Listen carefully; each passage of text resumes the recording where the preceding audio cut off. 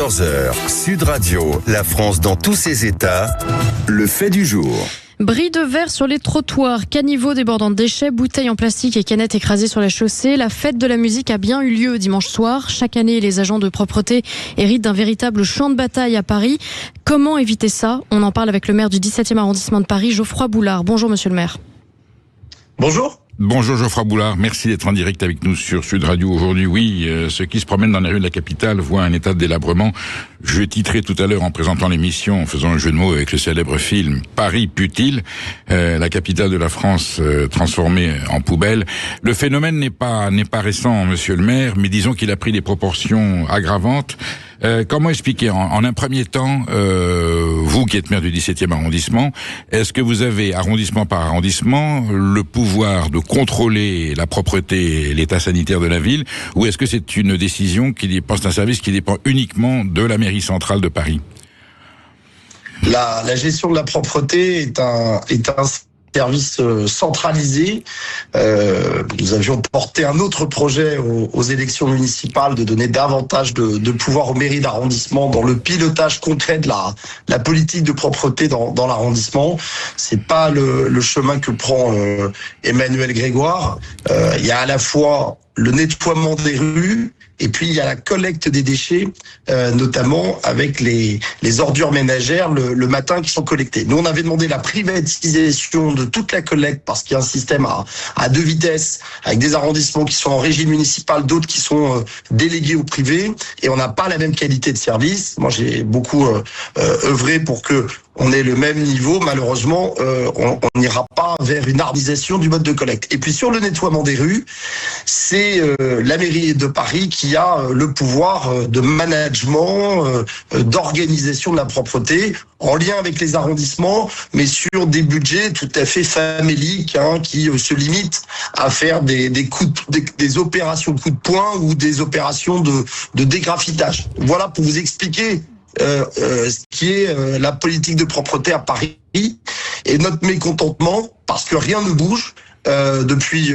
l'arrivée d'Emmanuel Grégoire, mais depuis la désorganisation des services de propreté avec l'arrivée de la gauche en 2001. Avant, Paris avait connu évidemment ces vagues de saleté, cette crasse, et puis Jacques Chirac a donné une autre ambition évidemment pour la capitale sur le sujet. C'est un enjeu d'attractivité, c'est un enjeu de santé publique. Mais là, depuis, les comptes n'y sont pas.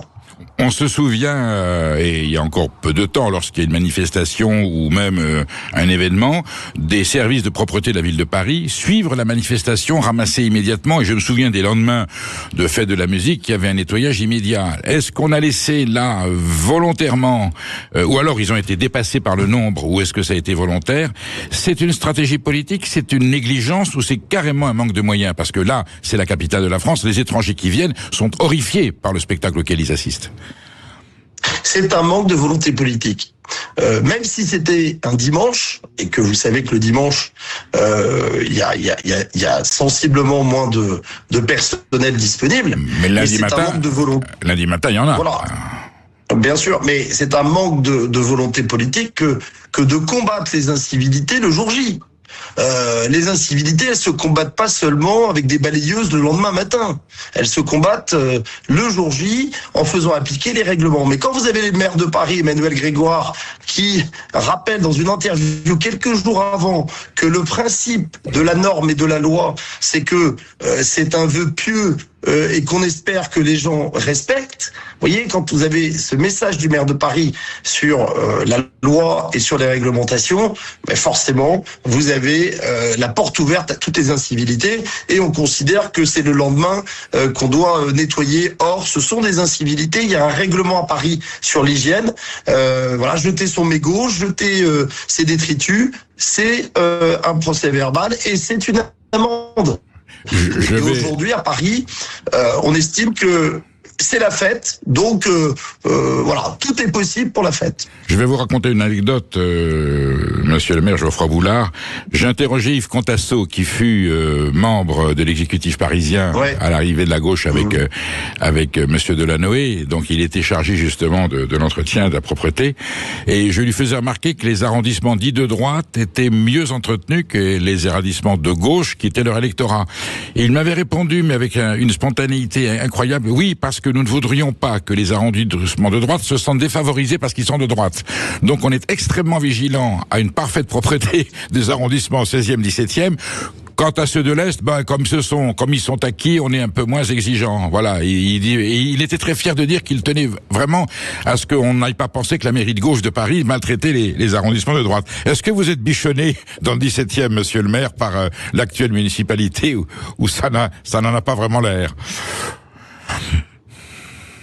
Non, il faut, tout ça est une fable. Un niveau de propreté correspondant à son statut de capitale mondiale. Voilà. Donc après, les arrondissements mieux traités que des arrondissements de gauche, bien au contraire.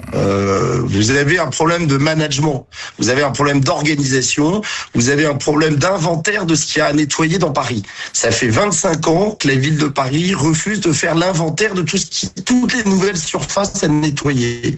Et les syndicats le demandent. Geoffroy Boulard, pardon, je vous coupe. On va devoir vous reprendre par téléphone parce que ça capte pas très bien. Donc vous restez bien avec votre téléphone à proximité. La régie va vous rappeler, oui. Perico. Bon, ce qu'on constate, c'est que visiblement, les efforts, la propreté, c'est pas pour demain, quoi. C'est-à-dire, j'allais dire, la dégradation continue. Pourtant, les alertes ont été nombreuses. La municipalité a interpellé, Madame Hidalgo a été interpellée plusieurs fois, et rien ne change. Alors, on parle même pas des rats que l'on voit parce qu'il y a eu des travaux dans la rue, mais surtout, on voit que le système de ramassage des poubelles, le système de nettoiement, comme dit Geoffroy Boulard, est totalement dépassé. Or, pourtant, une ville comme Paris devrait au contraire mettre alors, il y a le dossier pédocriminel, je sais bien, qui est une priorité, mais enfin, l'hygiène des rues. Il y a quand même beaucoup de conseillers municipaux, beaucoup de personnes chargées de la propreté également. Et là, Geoffroy Boulard, vous êtes d'accord que visiblement la municipalité, la mairie ne se donne pas les moyens nécessaires, mais est-ce qu'ils ont conscience de l'image que ça donne de la capitale? Ils assument. Ils assument cette vision de Paris, festive. Et le côté propreté, ça passe après. En fait, la fête, pour eux, c'est plus important que de nettoyer la rue et que des tweets qui seraient critiques, par exemple, sur la ville. Non, on a une absence totale d'anticipation et c'est une volonté politique. Il y a un problème d'encadrement. Vous avez vu la vidéo là de cet agent qui, avant la fête de la musique, sur le canal Saint-Martin, renvoie tous les déchets dans le canal. Ça montre bien qu'il n'y a plus de contrôle. Moi, je veux saluer le travail des agents de la propreté, globalement, qui font leur travail dans des conditions difficiles, souvent aux premières heures du matin, pour rattraper ce qui n'a pas été suffisamment anticipé. Donc, c'est un sujet de management, c'est un sujet d'engagement politique pour avoir une ville propre. Ça passe par une organisation du 21e siècle. Et aujourd'hui, on n'a pas une organisation du 21e siècle. Geoffroy Boulard, vous nous expliquez tout à l'heure qu'il y a des protocoles à deux vitesses, avec en partie des services qui sont privatisés. Quels sont les secteurs de Paris, les arrondissements où ça se passe le mieux? C'est-à-dire, est-ce que c'est là où il y a justement un peu de privatisation avec des sociétés privées qui agissent, ou est-ce que ce sont les secteurs, les arrondissements qui sont directement gérés par la ville de Paris? Est-ce qu'il y a une différence notoire entre les deux types de prestations?